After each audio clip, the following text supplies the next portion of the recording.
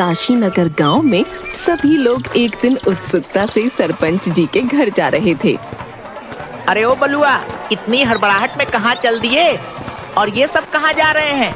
अरे भाई, तूने सुना नहीं? हमारे गांव में सरपंच साहब के यहाँ पर टीबी आया है, टीबी।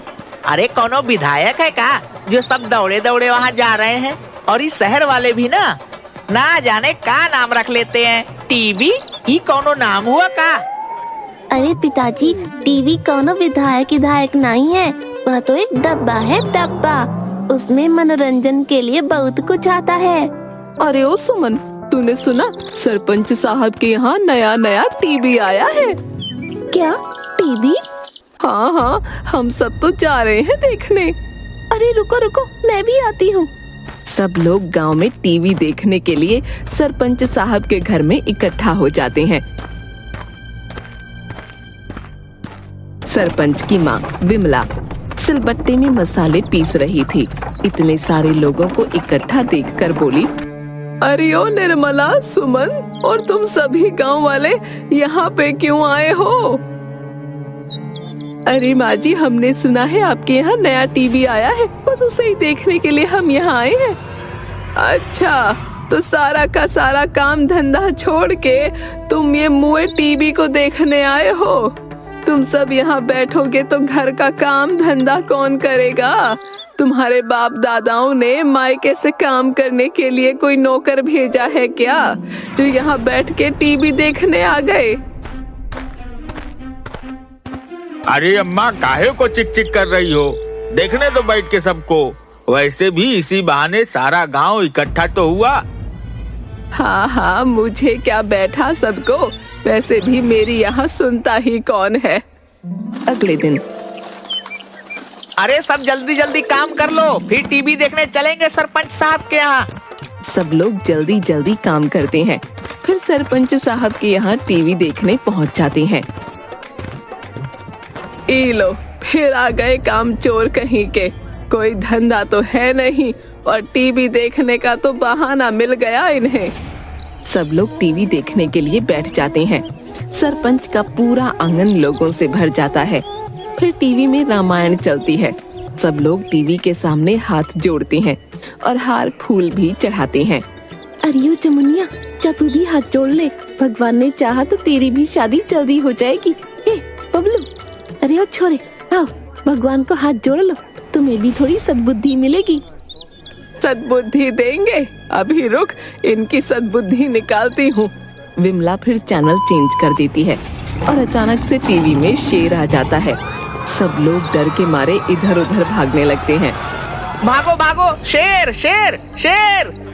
अरे यह शेर अगर टीवी से बाहर आ गया तो हम सबको खा जाएगा। अरे अम्मा, अब क्या करोगी? हम सब तो यहाँ से भाग जाएंगे, पर तू क्या करेगी? और ये शेर सबसे पहले तुझे खाएगा।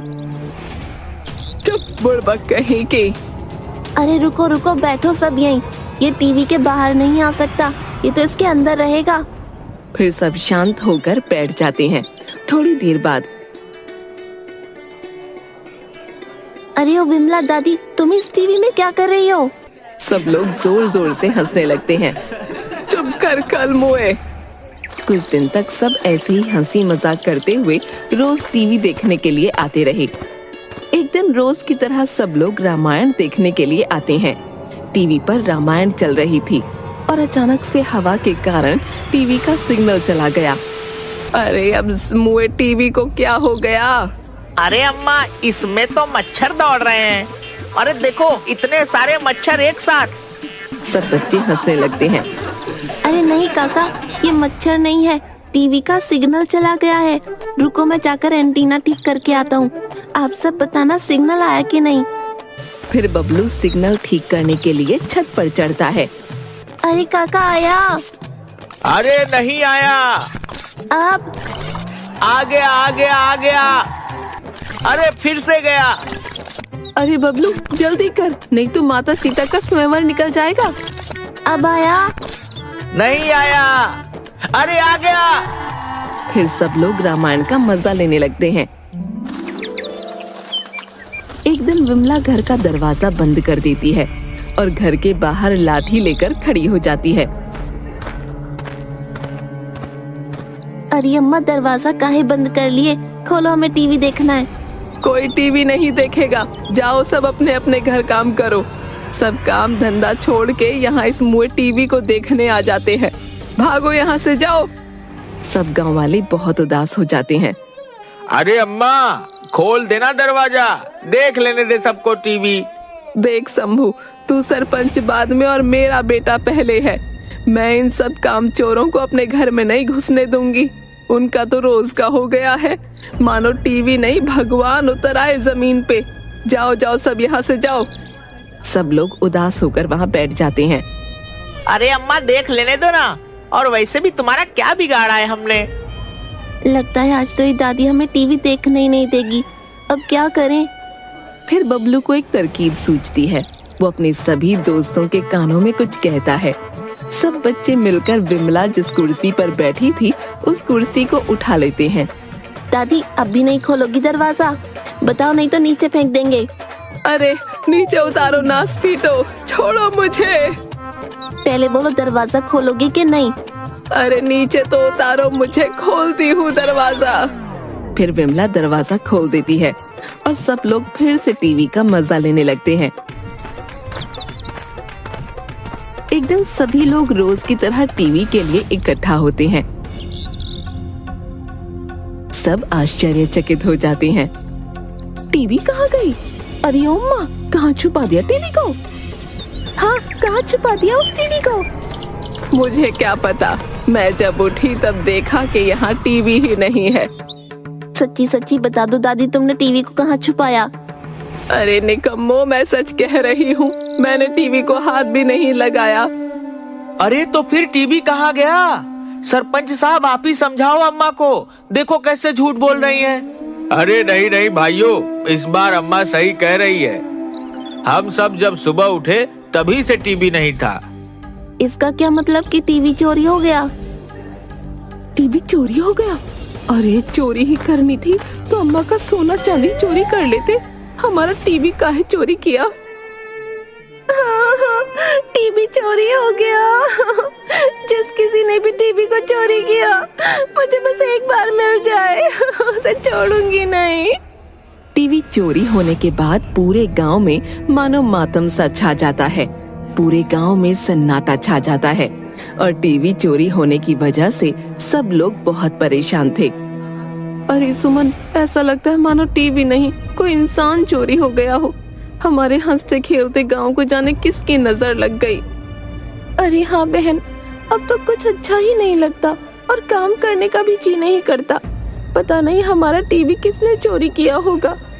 अरे मुझे तो उस अम्मा पर ही शक है, बुढ़िया ने छुपा दिया होगा टीवी कहीं पे।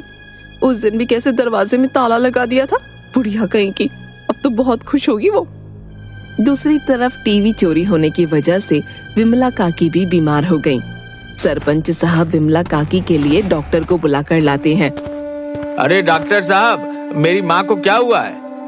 कुछ दिनों से बहुत उदास सी रहती है और ठीक से कुछ खाती पीती भी नहीं है। सरपंच जी, इन्हें किसी बात की टेंशन है क्या? ऐसी तो कोई बात नहीं है डॉक्टर साहब, बस हमारी टीवी चोरी हो गई है, तब से अम्मा थोड़ी उदास है। आप फिक्र मत कीजिए, मैंने कुछ दवाइयाँ दे दी हैं तो ये ठीक हो जाएंगी। अम्मा, ये दवाइयाँ ले लो। अरे बेटा, सब गांव वालों को बुला ले, वो आते थे तो बहुत अच्छा लगता था। उस मुए टीवी की वजह से ही तो आते थे, अच्छा लगता था। अब नहीं है तो मानो गांव की रौनक ही खो गई है। सरपंच साहब, अरे ओ गांव वालों, सुनो सुनो, एक खुशखबरी है। सरपंच और गांव वाले सब इकट्ठा हो जाते हैं। अरे बलुआ, इतना खुश काहे लग रहा है? और ऐसी क्या खुशखबरी लेकर आया है? अरे हमारी टीवी मिल गई। क्या टीवी मिल गई? कहाँ है? कहाँ मिला तुझे? अरे मैं पास के ही गांव में किसी काम से गया था तो उन लोगों ने हमारी टीवी को चुरा लिया और अपने गांव के चौपाल पर लगा दिया उसे। उनकी इतनी हिम्मत कि हमारी टीवी चुराकर गांव के चौपाल पर लगा दिया। अरे पर रुको, ये भी तो हो सकता है ना कि वह उनका खुद का टीवी हो। अरे नहीं नहीं सरपंच साहब, मैंने खुद इस बात की पुष्टि की है। वह हमारा ही टीवी है। आपको याद है एक बार बबलू और इन बच्चों ने टीवी पर कुछ निशान बना दिया था, वैसा ही निशान उस टीवी पर भी है। तो वह टीवी हमारा ही है ना। पास के गांव वालों ने हमारा टीवी चोरी कर लिया। उनकी इतनी हिम्मत कि सरेआम हमारी टीवी को चोरी करके चौपाल पर लगा दिया। चलो भाइयों, हम सब चलकर उनसे अपना टीवी लेकर आते हैं।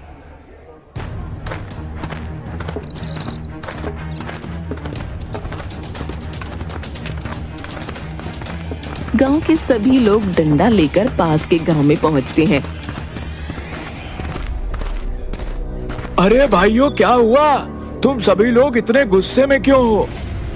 अरे भाई, एक तो हमारी टीवी चोरी कर लिया और ऊपर से बोलते हो कि हम गुस्सा क्यों हैं? अरे हमने कोई टीवी चोरी नहीं किया है, यह तो हमारे गांव का टीवी है। ये देखो, हमारे गांव के बच्चों ने इस पर निशान बनाया था। यह टीवी हमारे ही गांव का है, हमें वापस चाहिए।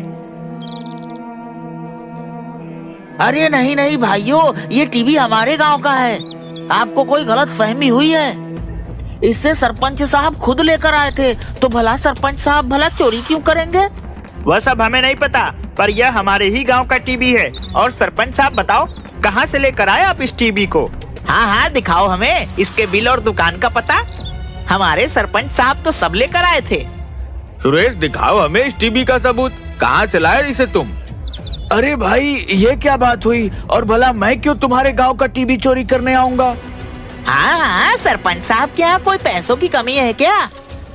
जाओ यहाँ से, तुम्हें कोई गलत फहमी हुई होगी। जाओ, भागो यहाँ से।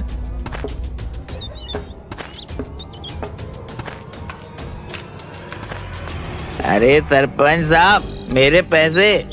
कितने दिनों से तुम्हारे यहाँ भटक रहा हूँ। अरे भाई, पर मुझे यह तो बताओ कि तुम्हें पैसे किस बात की चाहिए? रोज रोज आ जाते हो मुंह उठाकर पैसे मांगने। अरे याद करो, तुमने मुझे ये टीवी चुराने के लिए कहा था और कहा था कि अगर मैं ये टीवी चुरा लूंगा तो तुम मुझे 1 हफ्ते की शराब के पैसे दोगे, पर अभी तक तो 1 रुपया भी नहीं दिया। देखा, अब सच सबके सामने आ गया ना। अरे भाई, पर मैंने कब कहा था तुम्हें टीवी चुराने को? देते हो कि ये टीवी फोड़ दूं? और फिर बेवड़ा अपनी लाठी से टीवी पर वार करने ही वाला था कि तभी काशी नगर के लोग और पास के गांव के लोग उस बेवड़े के हाथ से लाठी छुड़ाते हैं। अरे भाई, यह टीवी हमारा है और यह सरपंच झूठ बोल रहा है। अगर यह बेवड़ा नहीं आता तो तुम में से कोई भी हमारी बात कभी नहीं मानता। भाइयों, मारो इसे।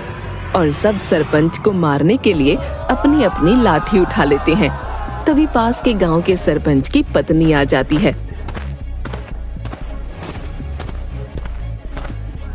अरे अरे भाइयों, रुको रुको, मेरे पति को मत मारो। अरे भाभी जी, हटो सामने से। तुम्हारे पति ने काम ही ऐसा किया है, ऐसे कैसे छोड़ दे इन्हें? इसने हमारे गांव की रौनक छीन ली। इसी की वजह से हमारी बूढ़ी अम्मा बीमार हैं और तुम कहती हो इसे छोड़ दें? अरे भाइयों, मैं तुम्हारे सामने हाथ जोड़ती हूँ, मैं इनकी तरफ से माफी मांगती हूँ। वो बात कुछ ऐसी है कि इन्हें भूलने की बीमारी है। इन्हें याद ही नहीं रहता कि ये क्या कर रहे हैं। अरे ओ देवी जी, कौन सा पति? किसका पति? कौन हो तुम? और मेरी तरफदारी क्यों कर रही हो? और वैसे भी मैंने किसी का टीवी नहीं चुराया है। हटो यहाँ से। हे भगवान, तुम चलो घर, तुम्हें बताती हूँ मैं। अब तो आप सबको यकीन हो गया ना। सब लोग जोर जोर से हंसने लगते हैं।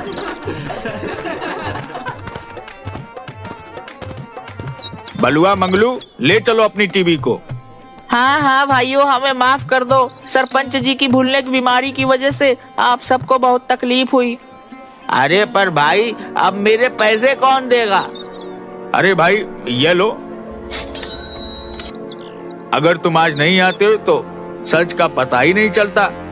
फिर काशी नगर वाले अपना टीवी वापस लेकर आ जाते हैं और गांव ले जाकर टीवी की पूजा करके फिर से टीवी को उसकी जगह पर रख देते हैं। काशी नगर की रौनक फिर से वापस आ जाती है।